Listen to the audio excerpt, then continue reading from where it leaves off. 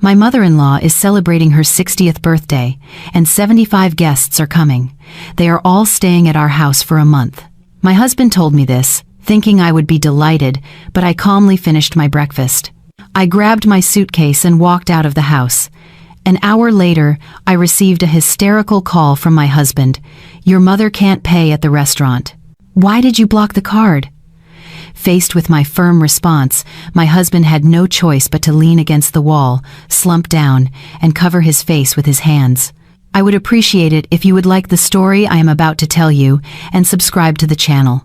Make yourselves comfortable and listen. Hannah's alarm was set for 7, but she woke up at 6 inches the morning.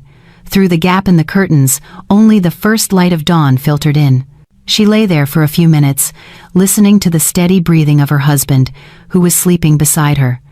Then she got up without making a sound and went to the kitchen. She switched on the light and started the coffee machine.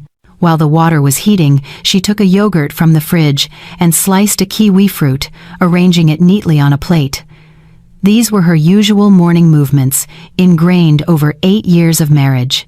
Her husband, Liam, was still asleep, and she liked that.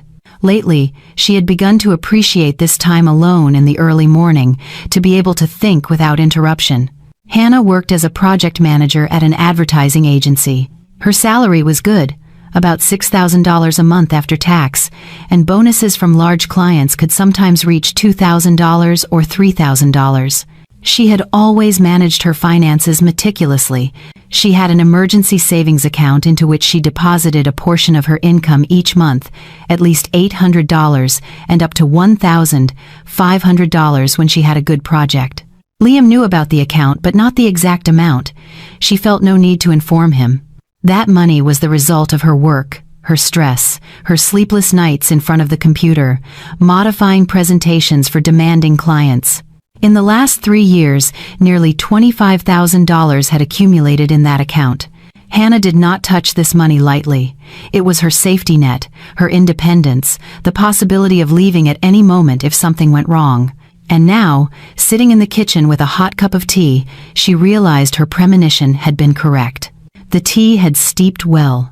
Hannah sat by the window and watched as the sky brightened.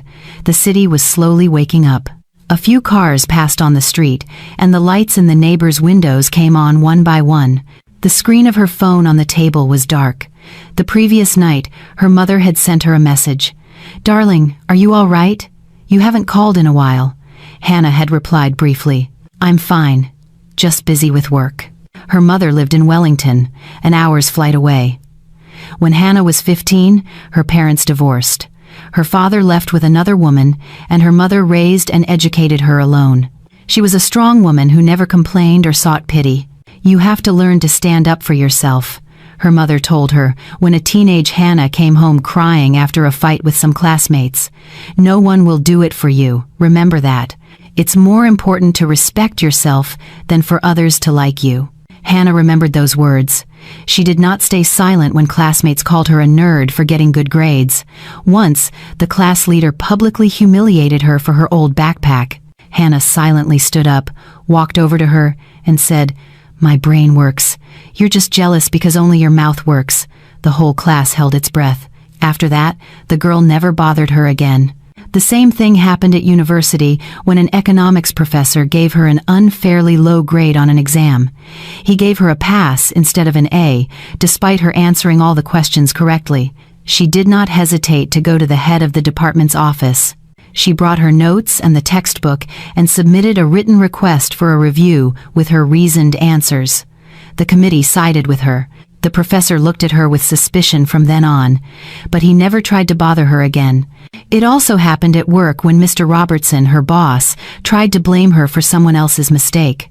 A designer had failed to deliver the mock-ups on time, and the project was cancelled, but he tried to place all the responsibility on Hannah. Unfazed, she collected all the emails she had sent to the designer, the messages reminding him of the deadlines he had missed, and presented them to the management. The documents spoke for themselves. The responsible party was quickly identified, and it was not her. Her colleagues respected her for this very reason, for her ability to not back down and to defend her rights. She did not tolerate any kind of disrespect. She met Liam 5 years ago at the advertising agency's Christmas party. Their companies collaborated. Hannah's agency handled the advertising for the software products developed by Liam's company. He was a programmer and led a small team. At the party, he seemed attractive, tall, well-built, and well-dressed. He had a sense of humor and held interesting conversations without being crass. He approached her first, offered her a glass of Sauvignon Blanc, and they started talking. His courtship was flawless. He gave her flowers every week, not the typical roses, but lilies or irises, her favorites. He took her to great restaurants with good food, not cheap places. He gave her sincere compliments, not cliché phrases. 6 months later he proposed, and Hannah accepted. She thought he was the man she was looking for, reliable, with a good job and common sense. They married a year later. The wedding was simple, 30 guests in a small restaurant, a simple white dress. Hannah disliked ostentation. A year later, they got a mortgage for a new-build apartment on Auckland's North Shore. It was a quiet residential area with a park nearby. Liam contributed $70,000 for the deposit, money he had saved over years of work. Hannah agreed to pay half of the monthly mortgage payment, $1,400. Everything was fair and agreed upon.